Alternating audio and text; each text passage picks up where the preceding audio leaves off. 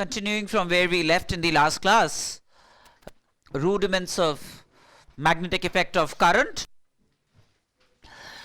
Now, let me introduce yet another notion to you, which is the notion of magnetic moment. Magnetic moment. Just like we had dipole moments, we have what's called a magnetic moment.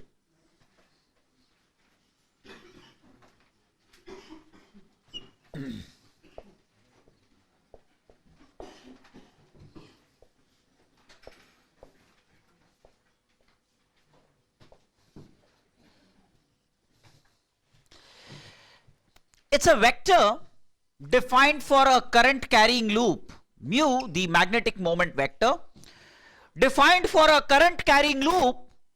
Let's say if this is a loop, say a planar loop,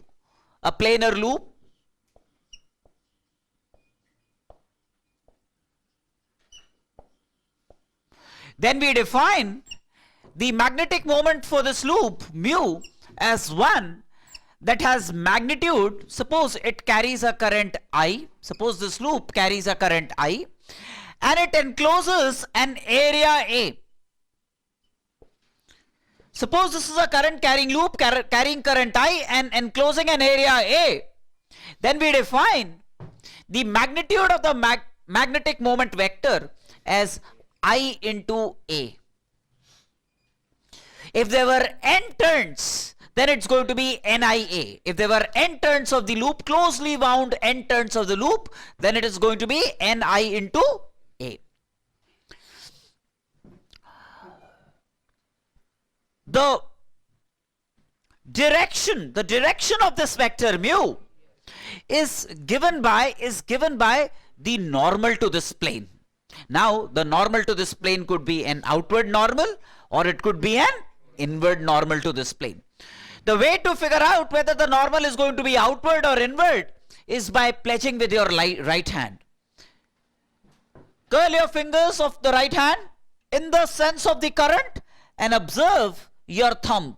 In this case, the thumb points out of the plane of the board. So the direction of mu in this case is out of the plane of the board. Yes or no? So for example, if this was the xy plane, then this vector mu points in the plus z direction. It points in the plus z direction. Mu, the vector mu then is going to be IA into k cap. A unit vector in the plus z direction. A unit vector in the plus z direction. Right? Now, so if the current was circulating like this, then the thumb would point inwards and the direction of the vector mu is going to be into the plane of the board, right? Suppose there was a non-coplanar loop. First of all, even before I go to a non-coplanar loop, let me tell you a couple of other things.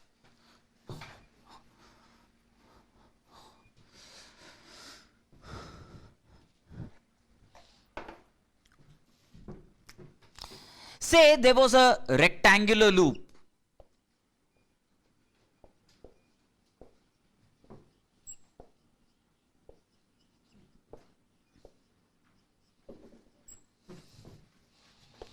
This was a rectangular loop.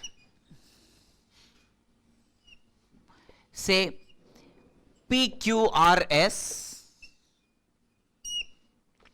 and there was a current I circulating in the loop as shown. Then the magnetic moment vector for this loop is given by I. Take the cross product of any two consecutive sides in the sense of the current, PQ cross QR. Any two consecutive sides in the sense of the current. Now, do you realize that PQ cross QR would have magnitude which would be the area of this loop? PQ into QR into sine 90 degrees, right? And the direction of PQ cross QR, see PQ is like this, QR is like this, that's into the plane of the board, right? Which which is commensurate with the right hand thumb rule, right? Curl your fingers in the sense of the current. The thumb points inwards, which is also the direction of the vector PQ cross QR. In fact, you can take any two consecutive sides for that matter. This is like also equal to I into QR cross RS. This is also I into RS cross SP, and so on and so forth. That's the magnetic moment vector. That's the magnetic moment vector. Right?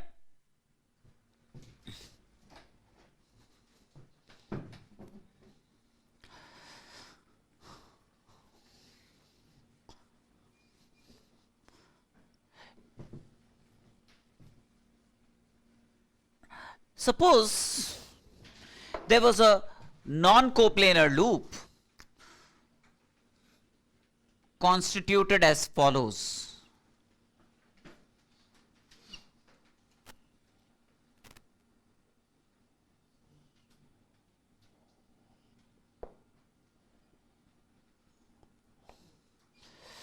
Two mutually perpendicular planes. This is one plane and this is another plane, right? Two mutually perpendicular planes, say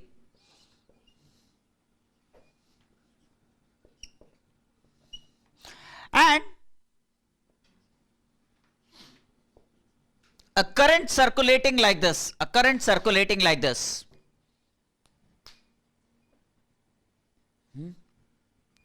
then the magnetic moment mu can be obtained by finding the magnetic moment of this loop and vectorially adding to the magnetic moment of this loop. But if you take this loop, there is no current in this. So what you do is, you actually superimpose the following two.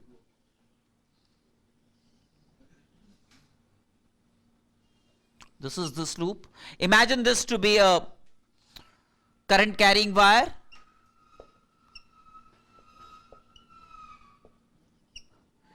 Carrying current this way. And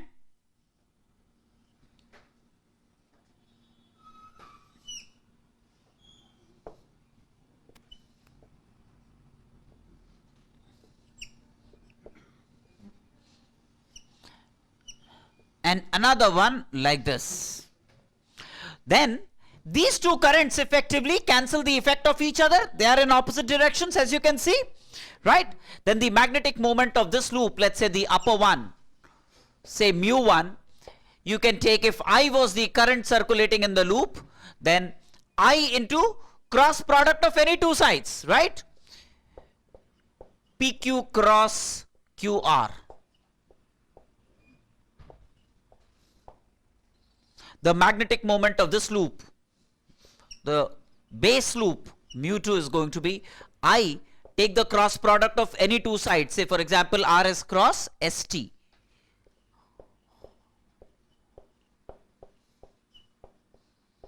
Then the net magnetic moment of this non-coplanar loop is going to be the vector sum of mu1 and mu2.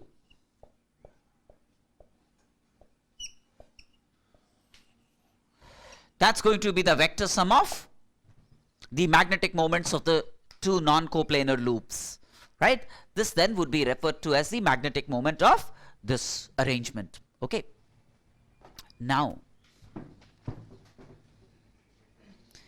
can I wipe this off? Simple to understand, right?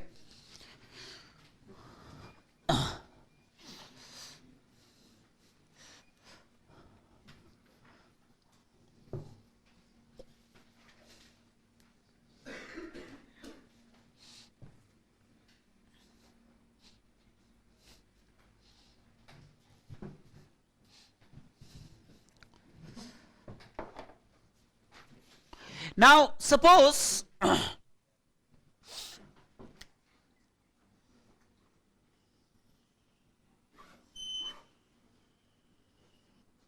this was a circular conducting wire. This was a circular conducting wire.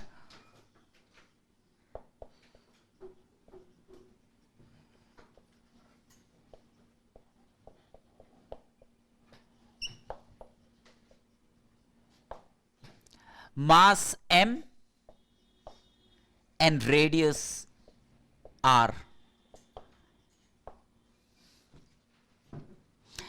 And there was charge uniformly spread on the circumference of this. There was charge Q glued to this non-conducting wire. This is a circular non-conducting wire, non-conducting wire.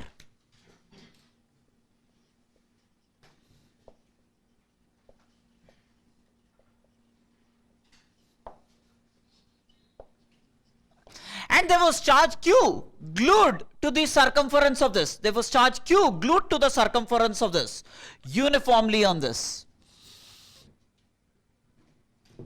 Charge Q uniformly spread on the circumference of this.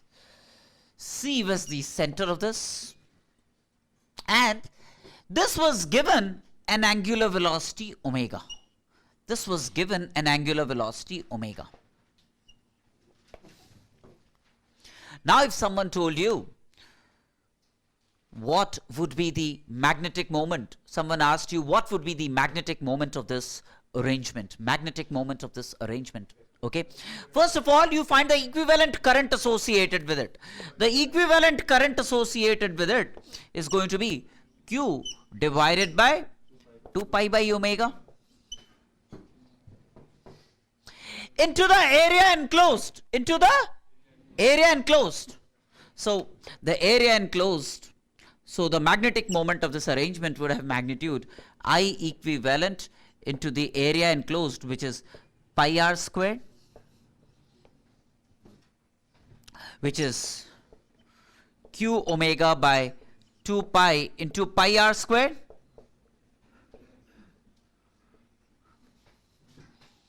Q omega r squared by 2. Yes or no? Right?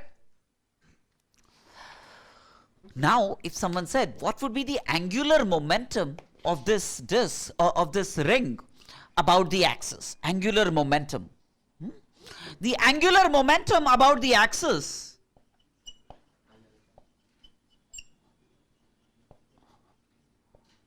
you've forgotten, no? About the axis, I, moment of inertia, is going to be mr squared into omega. Mr squared into omega.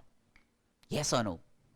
Right? Now, if you take mu and divide it by angular momentum, this is mu, the magnetic moment, and you divide it by angular momentum about the axis, right? This is an electrical feature of this arrangement. This is a mechanical feature of this arrangement. Now what turns out is mu by L, as you can see, if you divide this by this, you get it equal to Q by 2m. Now, it is not just for this, for any other arrangement also, this ratio of magnetic moment to angular momentum is going to be a constant Q by 2m and is referred to as the gyromagnetic ratio.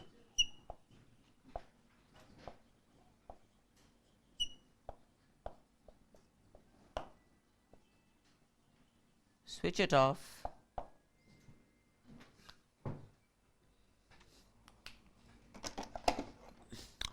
Now, let me take some other arrangement and check the authenticity of this ratio of magnetic moment to angular momentum for some other arrangement. Right? Can I wipe this off?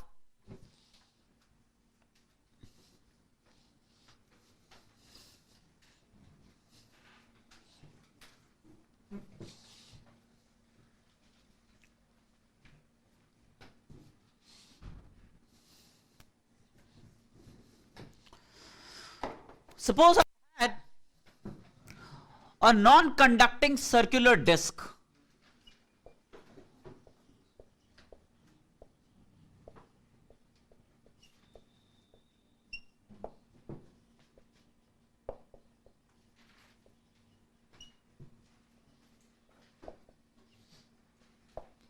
of mass m and radius r. non-conducting circular disk of mass m and radius r, say.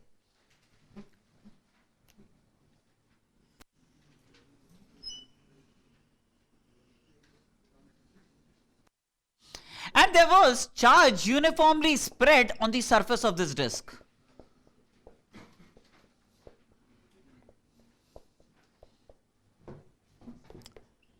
Surface charge density being charge q divided by the area of this disk, which is pi r squared. Surface charge density, uniform.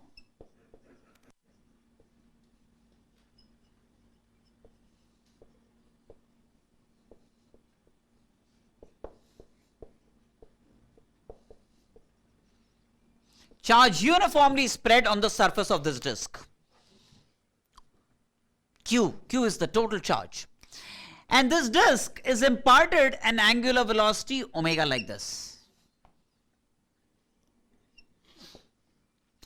I now want to be able to compute the magnetic moment of this disk. Now want to be able to compute the magnetic moment of this disk. Now what I do is, I break this disk into infinity of concentric rings. So this is one ring of radius small r and of thickness dr. This is one ring, right? Now this ring, let me compute the total charge on this ring. What would be the charge on this ring? The charge on this ring is going to be the area of the shaded portion into sigma. Area of the shaded portion into sigma. The area of the shaded portion is 2 pi r is the circumference of the shaded portion into dr. That's the area of the shaded portion into sigma, which is q by pi r squared. Right? Q by pi r squared, capital R squared. That's the charge on this. This divided by the time it takes for a full revolution, that is 2 pi by omega, should be looked upon as the equivalent current. Should be looked upon as the equivalent current, right? So this is the current into the area enclosed by the loop. The area enclosed would be pi into small r squared. Pi into small r squared would be the area enclosed. Yes or no?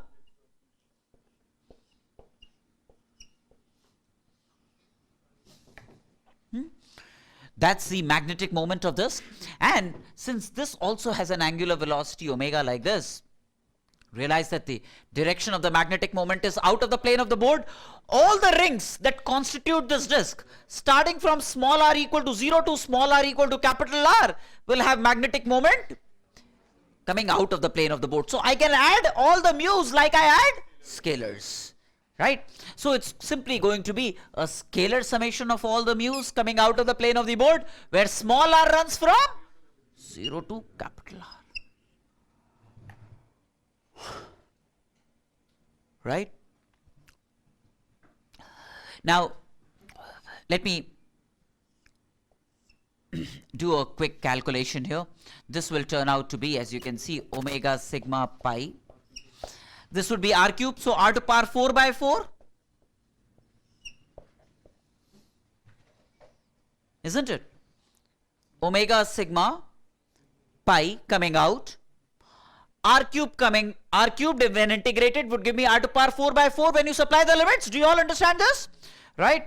Which then is like omega pi r to power 4 by 4 into sigma, which is q by pi r squared, which is q omega r squared by 2. Yes or no? That's the magnetic moment, isn't it? The angular momentum about the axis of rotation. What's the moment of inertia of a disk?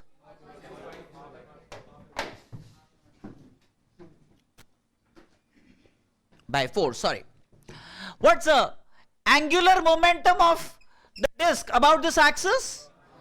Half mr squared into omega, I omega for a body, rigid body in a state of pure rotation. I omega I is this. Now check this out. This is the total magnetic moment mu. This is the angular momentum L about the axis.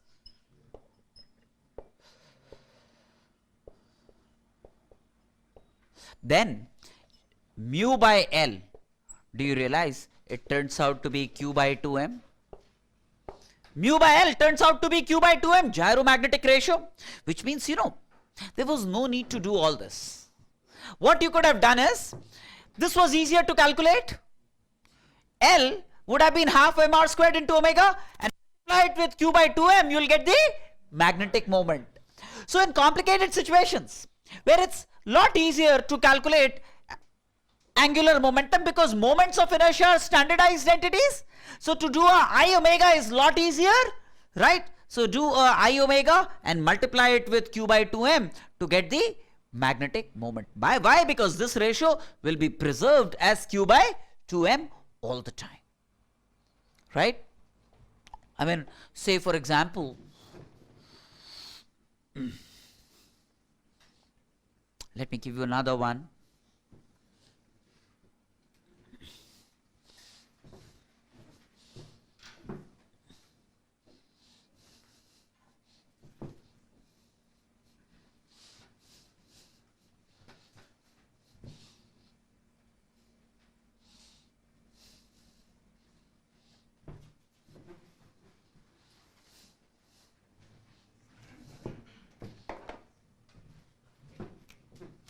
Say if you had a sphere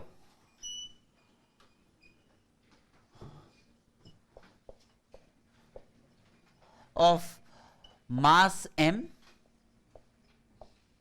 and radius r,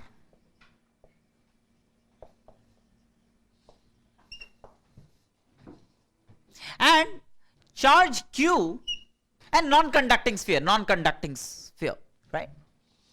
Charge q uniformly spread on the surface.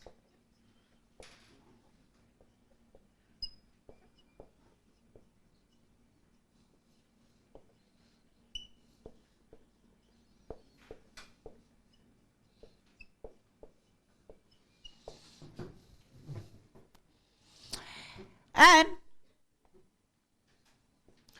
this is given an angular velocity omega about a diameter.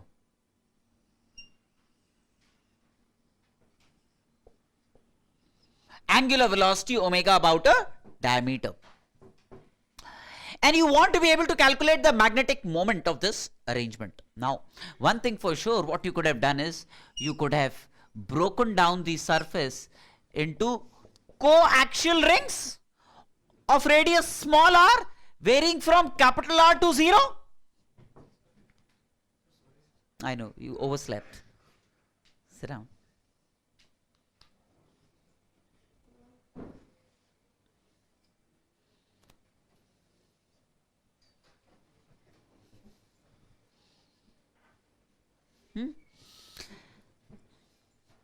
So, infinity of these circular rings will constitute this sphere.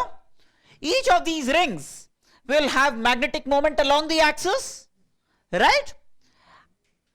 Now, if you carry out a summation of the magnetic moments, the scalar summation, then you can get the total magnetic moment of this arrangement, but you don't do that this time. What you do is, you realize that mu by L will be Q by 2m. Instead of carrying out calculations from first principles ab initio, you use this fact to your advantage. Now this L for a sphere, will I take a solid sphere or a hollow sphere for this calculation? Yes, because charge is spread on the surface. If charge was spread in the volume, I would take a solid sphere, L for a solid sphere. If charge was spread in a volume, then I would take a solid sphere. If charge is spread on the surface, I'll take a hollow sphere. What is moment of inertia about a diameter for a hollow sphere? 2/3 mr squared. 2/3 mr squared. Yes or no? So L, mu then would be Q by 2m into L. L is I, which is 2/3 mr squared into omega, which is this, into q by 2m. That's going to give you the magnetic moment of this. If it was charge in a volume, charge in a spherical volume, uniformly spread in a spherical volume, then you would take this as 2/5 mr squared into omega. Right? Yes or no?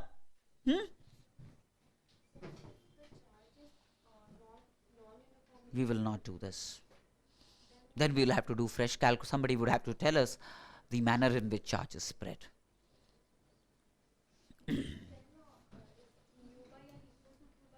No, I said no. Yes or no?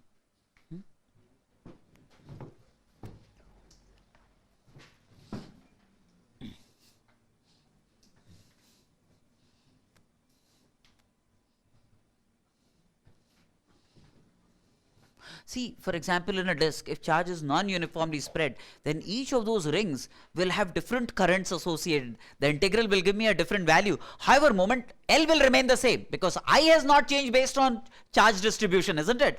I will still be based on mass distribution. So that ratio will not be preserved, isn't it?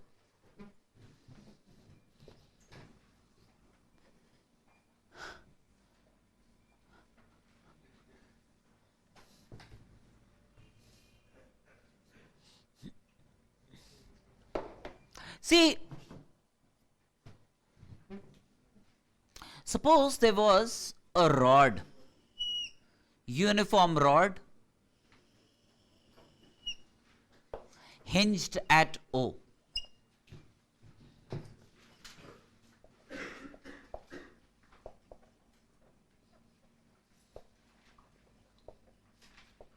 Of mass m,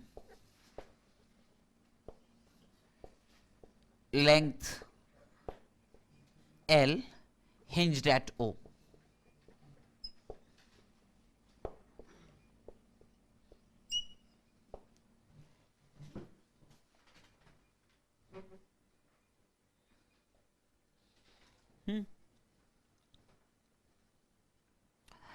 And there was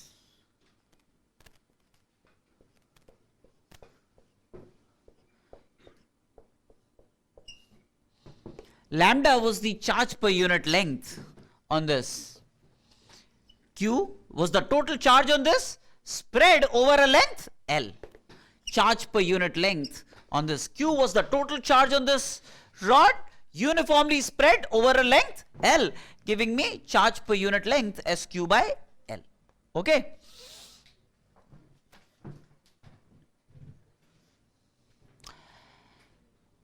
And now I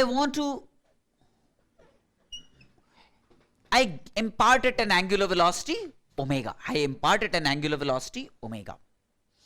And I want to compute the magnetic moment, let's say from first principles, magnetic moment of this arrangement thus. Okay. Now, if you think about it, suppose I choose a charge element dq here,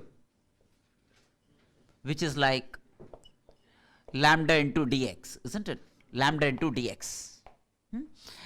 At a distance x, right?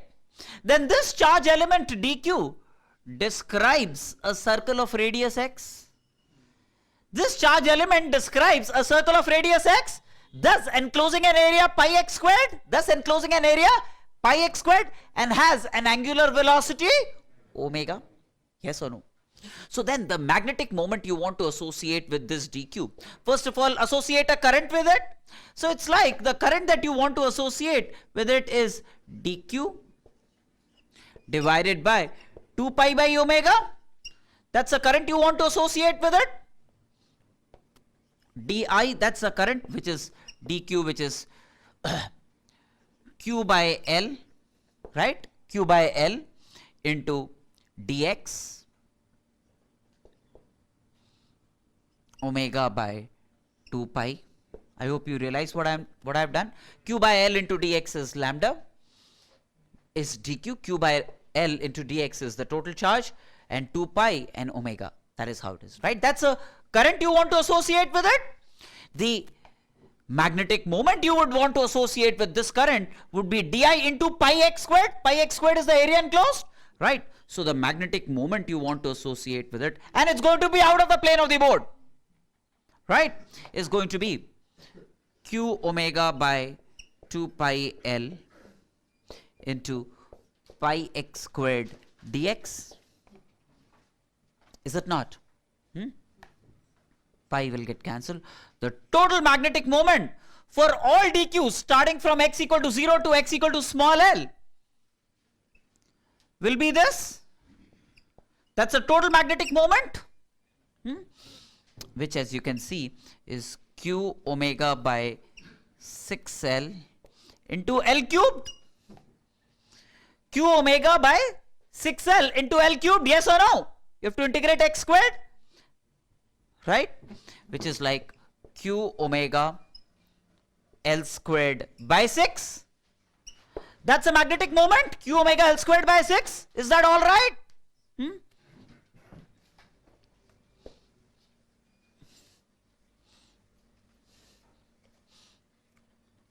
Now, what's the angular momentum about the axis? This is the axis of rotation.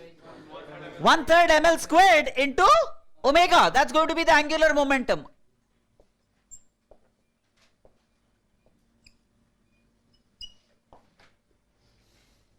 Divide mu by angular momentum. Do you realize it turns out to be q by 2m, the magic ratio?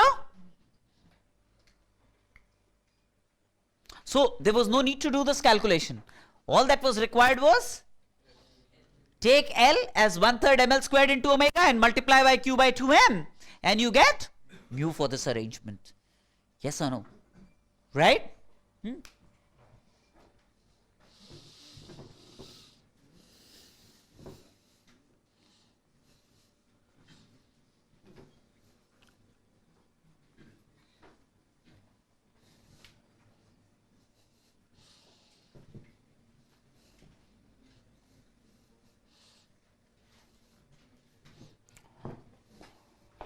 Now,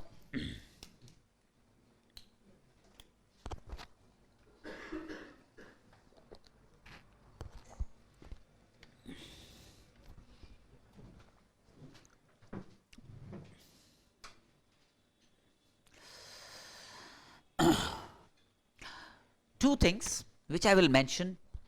I want you to read through the proof of these from your school text, but I'm not going to spend time on it. If there is a loop with magnetic moment, if there is a loop with magnetic moment mu, if there is a loop with magnetic moment mu, and it's exposed to a magnetic field B,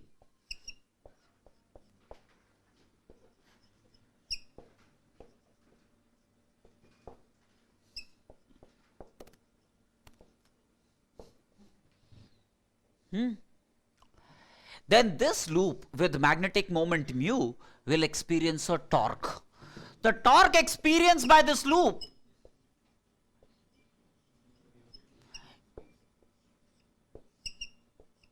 is going to be mu cross B, just like you had in dipole. P cross E, remember that? Exactly the same way. You're going to get the torque that this loop experiences when exposed to a uniform magnetic field is going to be mu cross B. It also has potential energy. It also has potential energy. The potential energy of this loop in this magnetic field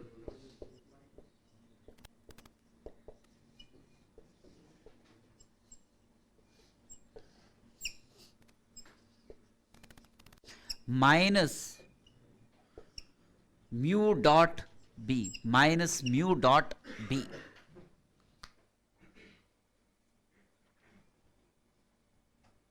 Right? That's the potential energy of this arrangement.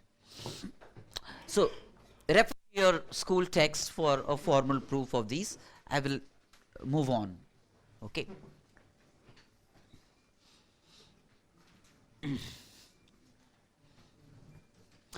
Now,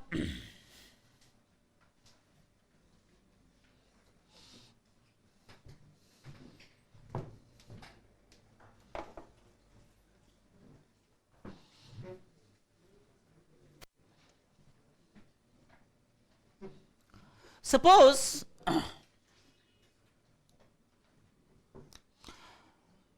there is a charge dq and it has a velocity v, right? And it's exposed to a magnetic field B. Charge dq with velocity v and exposed to a magnetic field B. Then the force experienced by this charge is going to be dq into v cross p.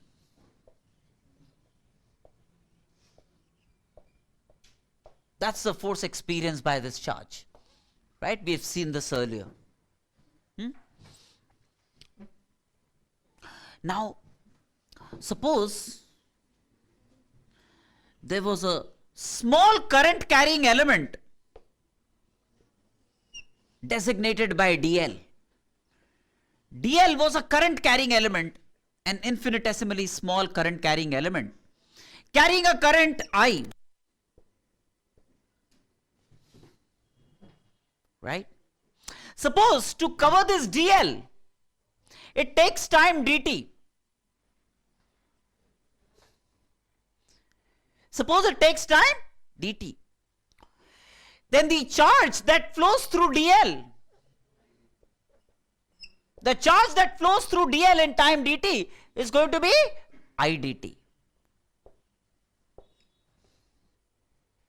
Right? The force experienced by this charge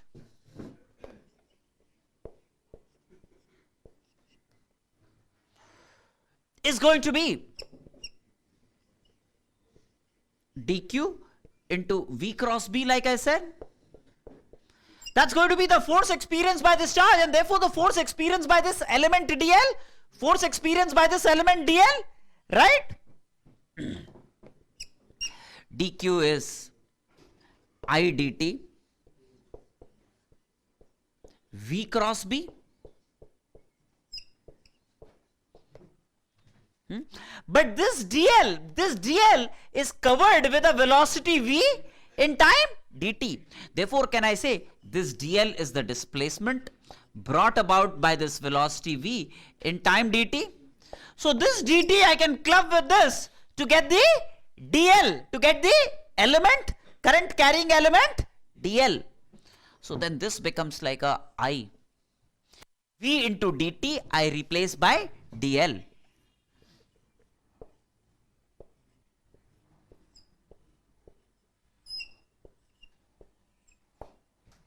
dl cross b, right? Yes or no?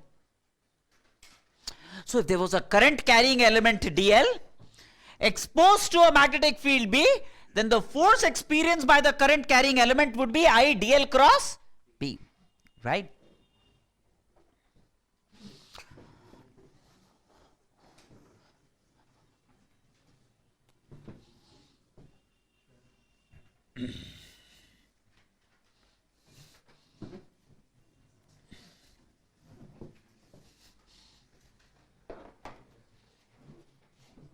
Now,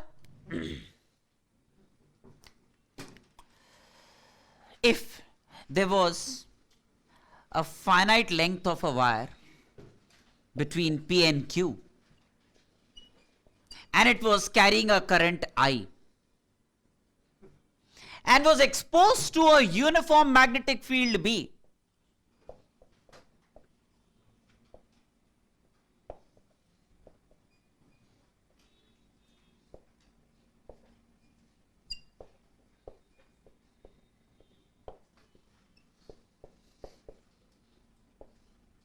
exposed to a uniform magnetic field B, and you wanted to find the total force experienced by this, then what you do is you break it up into several dl's. For each dl, do a I into dl cross B, and then sum it up by taking all points from P to Q. By taking all the DLs from P to Q, that's going to be the total force experienced by this wire. Yes or no?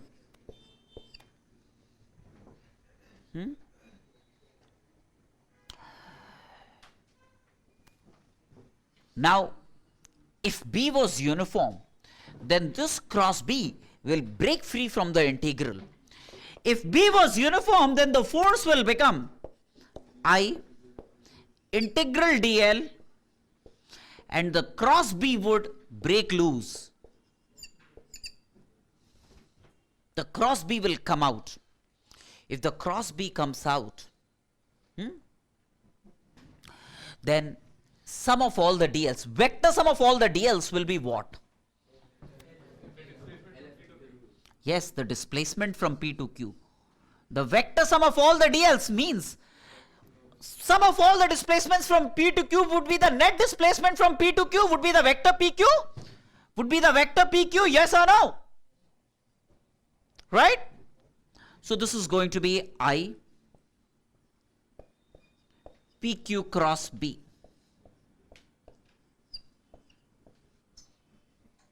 PQ is what? Position vector of Q minus position vector of P.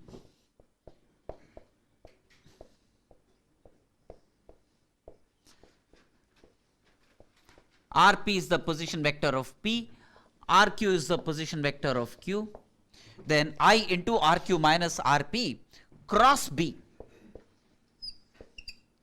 That's going to be the net magnetic force acting on this loop, on this wire exposed to a uniform B, right?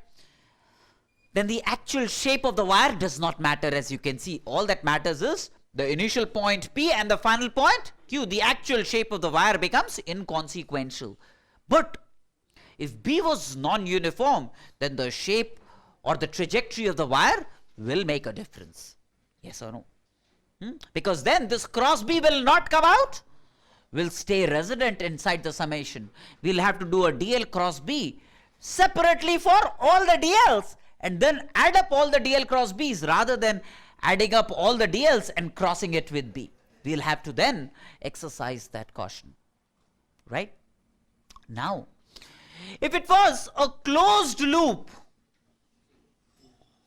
if this was a closed loop, what really happens is that P and Q would coincide in a closed loop. P and Q would coincide, right? And if P and Q coincide, then RQ will be the same as RP.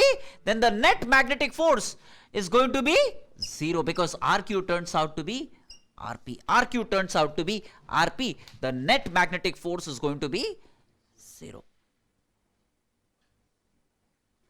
So, if there was a closed loop exposed to a uniform magnetic field, then the closed loop will experience no net force. However, if the magnetic field was non-uniform, then we cannot say this. Yes or no? Clear? So far so good, right?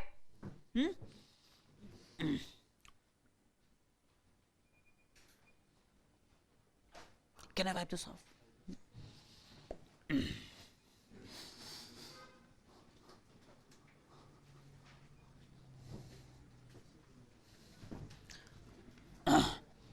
Say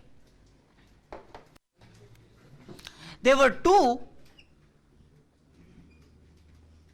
very long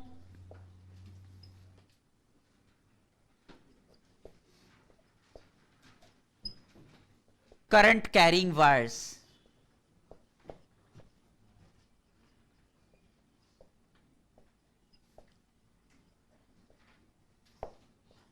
Parallel to each other.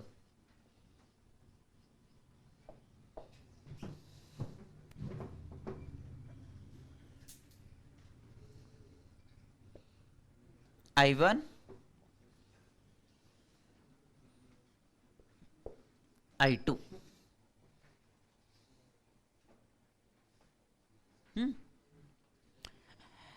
Now, I2 is placed in the magnetic field produced by I1, right?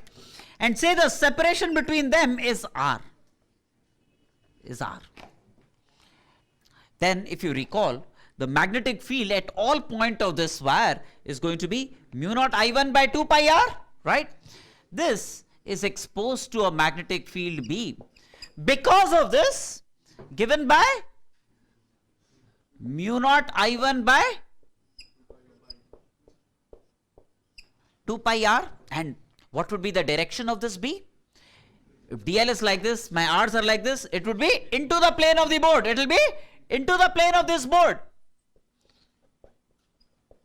This then is a current carrying wire exposed to a magnetic field B plunging into the plane of the board. Yes or no? Now, let me take a small element of this wire, dl. This is the direction of dl. The magnitude of dl is dl. This is a current carrying wire dl, carrying a current I2, and it's exposed to a magnetic field B. It will then experience a force which would be I2 dl cross B. Yes or no? Right? Now, dl is like this. B is into the plane of the board. So, do you realize that dl and B are perpendicular to each other? dl and B are perpendicular to each other. So, dl cross B will be simply dl into B, right? So, the magnetic force experienced by this dl is going to be I2 dl into B, right? dl is like this, B is into the plane of the board. So, see, dl like this, B into the plane of the board. So, dl cross B will give me the direction of df. It is in this direction. So, it experiences, this dl will experience a force df to the left. Right? So, then that's the direction of this df.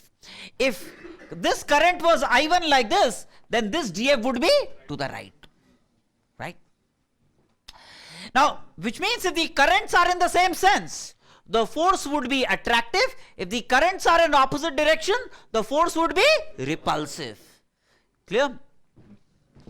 Now, do you also realize then that df dl, the force per unit length, df dl, the force per unit length is I2 into B.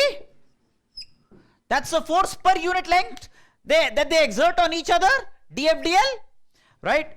Which would be mu naught I1 I2 replacing B by mu naught I1 by 2 pi r, mu naught I1 I2 by 2 pi r. That's the force per unit length that they exert on each other. Two very long current carrying wires carrying currents I1 and I2. This force would be attractive. If I1 and I2 are in the same direction, would be repulsive if I1 and I2 are in opposite direction. Yes or no?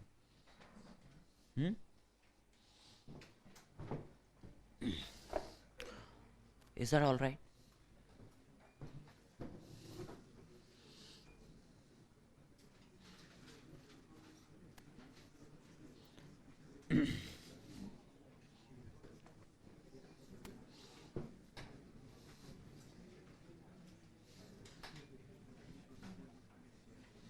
Now,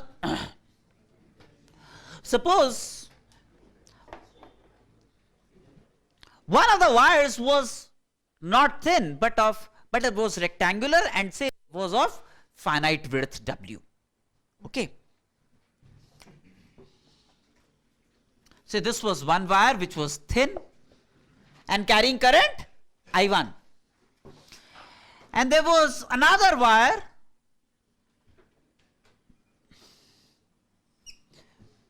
which was carrying a total current I2 and was of width W. I2 spread uniformly over the width. That means current in this direction flowing per unit width would be I2 by W. Right? And both were very long. I now want to find the force of attraction between these two entities. What I do is, I break this finite width into several thin wires. So this is one thin wire. Right? And it carried a current Di. What would be the current Di associated with it? Say, if this was X and this was thickness dx. And say this separation was A. Then X varies from A to A plus W. I would locate these thin wires starting from A to A plus W to do a total calculation of the force. Now, this current carrying wire Di and this I1 will mutually attract each other. The force of attraction per unit length between these two, the force of attraction per unit length between these two is going to be mu naught I1 into this current. This current would be what? I2 per unit width. I2 is the current per unit width. So for a width dx, that would be the current. Yes or no? Mu naught I of this into I of this. The I of this would be I2 by W is the current per unit width. So for a width dx, this would be the current. And that divided by 2 pi x. That's going to be the force of attraction between mu naught I1 I2 by 2 pi x. That's the force per unit length of attraction between the two wires, right? And all that I need to do is to find the total force. I sum it up starting from x equal to A to x equal to A plus W. X equal to A to x equal to A plus W. That's going to be the total force of attraction between these two entities. Right? Which is like mu naught I1 I2 by 2 pi W log A plus W by A. That's going to be the total force of attraction between these two. Sorry, confused?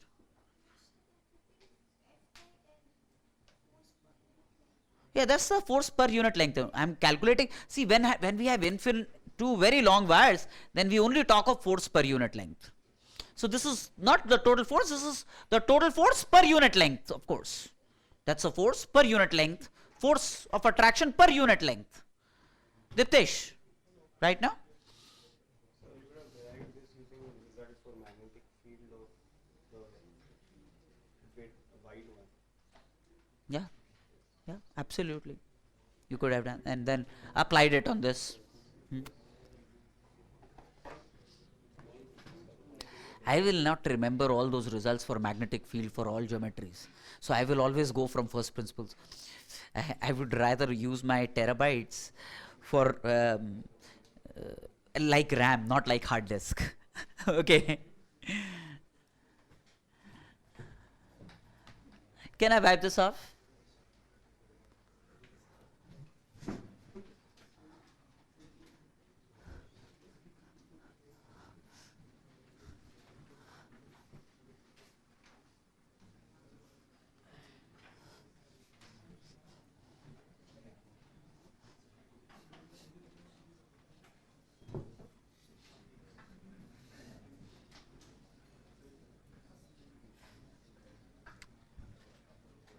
See, in the last class, we looked at how a charge responded to a uniform magnetic field. A moving charge responded to a uniform magnetic field.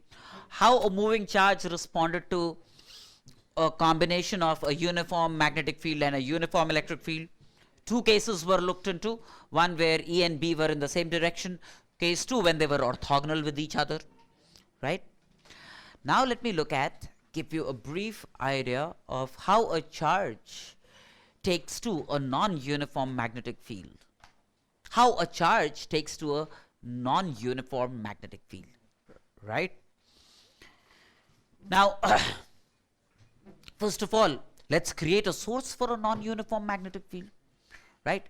If I take a very long current carrying wire, then its surroundings, it produces a non-uniform magnetic field. The field will depend on how far a point is from that wire. So a region of a non-uniform magnetic field could be simulated, right?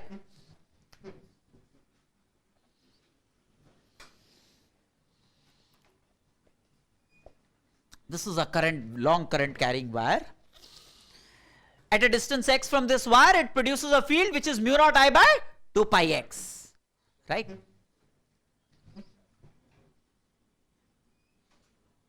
There is a charge q, mass m. There is a charge q, mass m.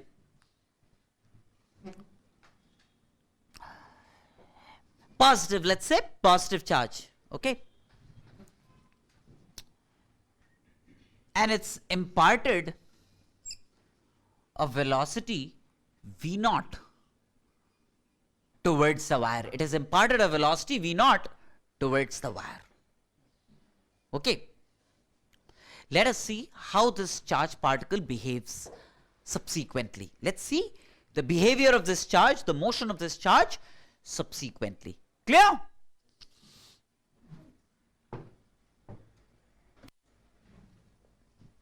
Now, first thing, at this instant of time, do you realize that the magnetic field to which this charge is exposed is because of this?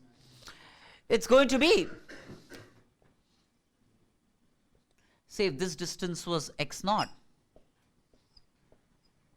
then it's going to be, the field at this point is going to be, say b at time t equal to 0 is mu naught I by 2 pi x naught.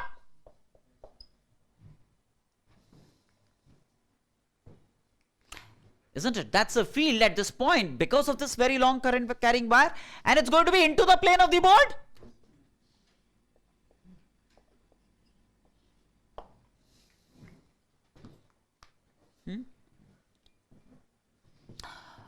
Now, this V naught is like this, leftwards, where B is like this, going into the plane of the board. So this charge is exposed to a magnetic field plunging into the plane of the board. So V cross B would be downwards, right? So the magnetic force would be downwards. And since V and B are perpendicular, it would be Q into V naught into B naught is going to be the downward magnetic force, see? V is like this, B is like this. And if Q is positive, the direction of the force is the same as V cross B. So V like this, B like this, V cross B would be downwards. Yes or no? What would this downward force do? It would not change the magnitude of this velocity. It will only change the direction of this velocity. The speed will remain the same. It will produce an acceleration which would build velocity in the vertical direction. But the total speed will remain preserved and would be shared between horizontal and vertical velocities. You would expect more and more velocity to build up in this direction, because even though the magnitude of acceleration may change, the direction of acceleration will be like this, and therefore you would expect more and more velocity to become vertical. You would expect over a period of time more and more velocity to become vertical and less of velocity to become horizontal. Yes or no? Say for example, it follows a complicated trajectory. At some instant, the particle is at P, x, comma, y. Say, let me call this as the origin of coordinates. This is the x direction. Say this is the positive x direction. And say this is the y direction. Okay. Say this is the y direction. So the particle is at x, comma, y, say. Now at this instant, if this is the trajectory, its net speed would still be v naught in this direction. Right? The direction of the speed keeps tilting. Right? So it was horizontally. Now with the horizontal, the speed makes an angle theta with the horizontal. It makes an angle theta with the horizontal. Now, yes or no? The magnetic field at this point would be into the plane of the board. Yes or no? What's the magnetic field at x? the magnetic field at x is going to be mu naught, see this is x, mu naught I by 2 pi x.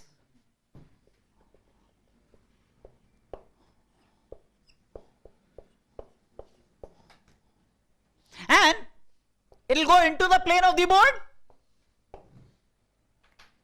Right? Yes or no? So V naught is like this, B is like this. V naught and B are perpendicular to each other. So the magnetic force at x, which is say F, is going to be given by Q into V naught into B at x. That's going to be the magnetic force at x because V and B are perpendicular to each other. Yes or no?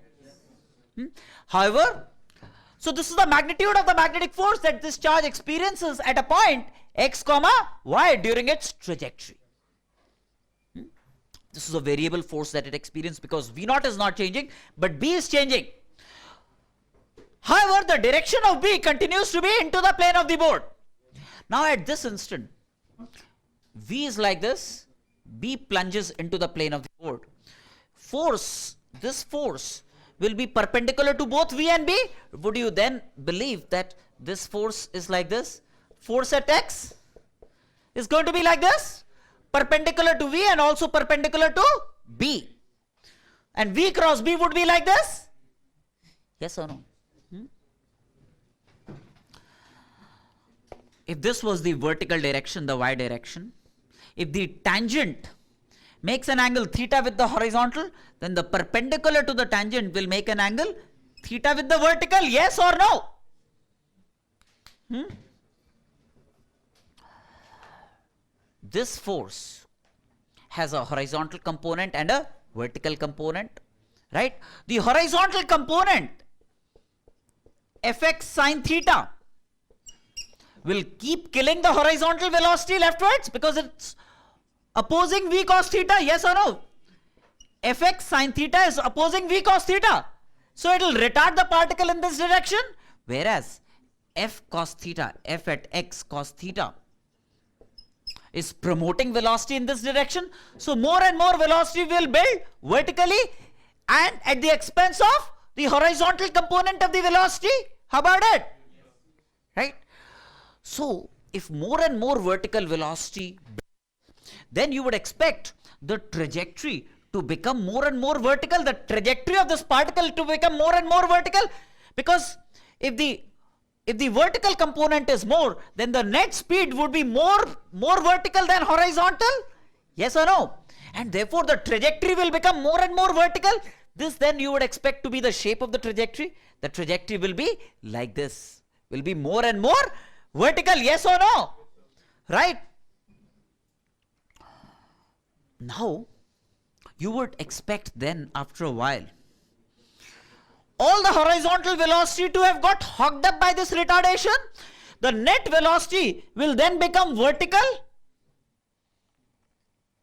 When the net velocity becomes vertical, and all along this, as long as the horizontal velocity did not get completely killed, right? As long as there was a non-zero horizontal velocity leftwards remaining on the particle came closer and closer to this current carrying wire, right? But after a while, when the velocity in the horizontal direction, leftward direction became zero, in this direction became zero, that means the net velocity became V naught vertical, right? Then, since there is complete loss of velocity in the horizontal direction, the particle cannot come any further closer to the current carrying wire. Then this then would represent the minimum separation between the charge and the wire. This then would represent the minimum separation between the charge and the wire. Yes or no? Yes. When the velocity becomes completely vertical, that's the distance of closest approach between the charge and the wire. That will give me the shortest separation between the charge and the wire, right? Suppose I want to calculate this. So this minimum separation between the charge and the wire is a state where the horizontal velocity becomes zero and the vertical takes up complete V naught, The total speed, however, at all times will remain V naught. Why? Because magnetic forces will not do any work. They are incapable of changing the kinetic energy. No, they will change the velocity. They will not change the speed. The velocity is constantly changing because the direction is changing. However, V naught, the speed, is remaining intact at all times. Right? Now,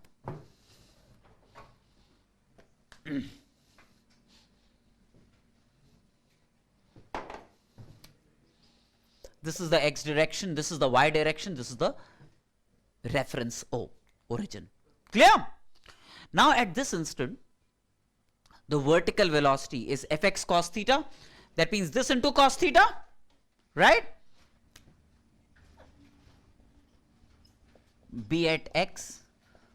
That's a vertical force acting on the particle. That's a vertical force acting on the particle divided by mass m will give me the vertical acceleration in the y direction.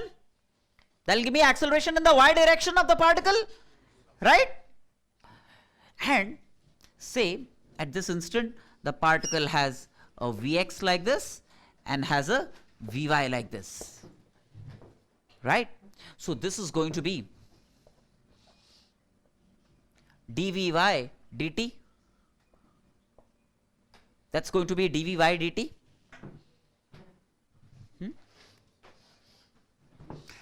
Where bx is mu naught I by 2 pi x. So can I remove this? I want to find x when Vy becomes V naught. I want to find x when Vy becomes V naught. That's what I want to do. That will be x minimum. X when Vy becomes V naught is the x min. Right? Now this I can write as dvy dx into dx dt.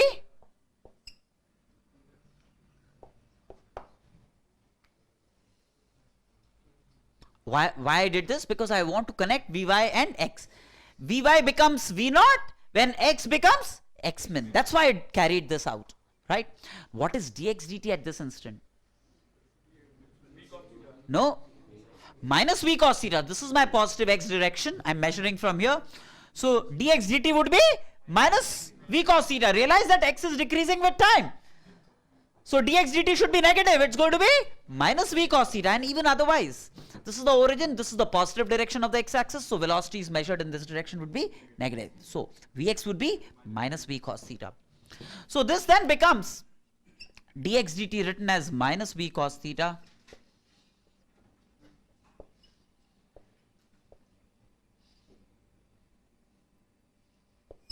dvy dx. Yes or no? This is V naught cos theta. So far so good, right? Now let me come back to this. This is q V naught by m. B is mu naught I by 2 pi x.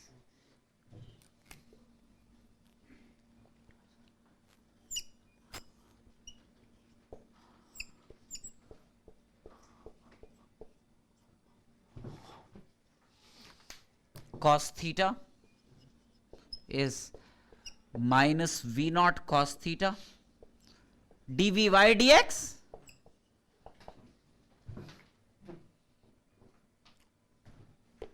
Good for us, V naught cos theta gets cancelled, right?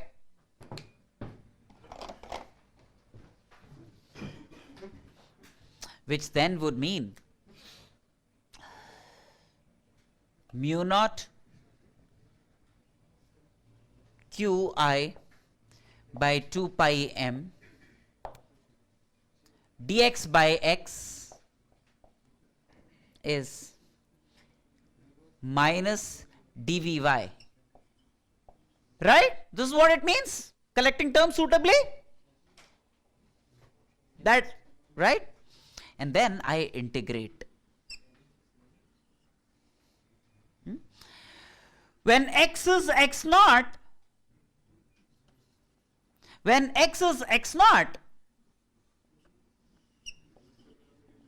vertical velocity is 0. Vy was 0. When x was x naught, Vy was 0. When x is some x min, vertical velocity becomes some, say, v naught,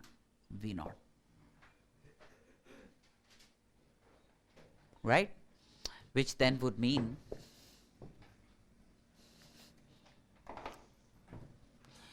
minus mu naught qi by 2 pi m log x min by x naught, right, equals v. I have used this minus sign here, so don't really require this, right? Therefore, x min is x naught e power minus 2 pi m by mu naught qi.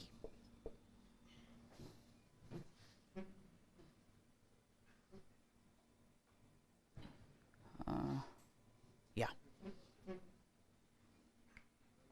Yes or no? See, x min by x naught is, oh, there was this v m v naught. This was v naught. So minus 2 pi m by mu naught qi v naught. This will give me x min.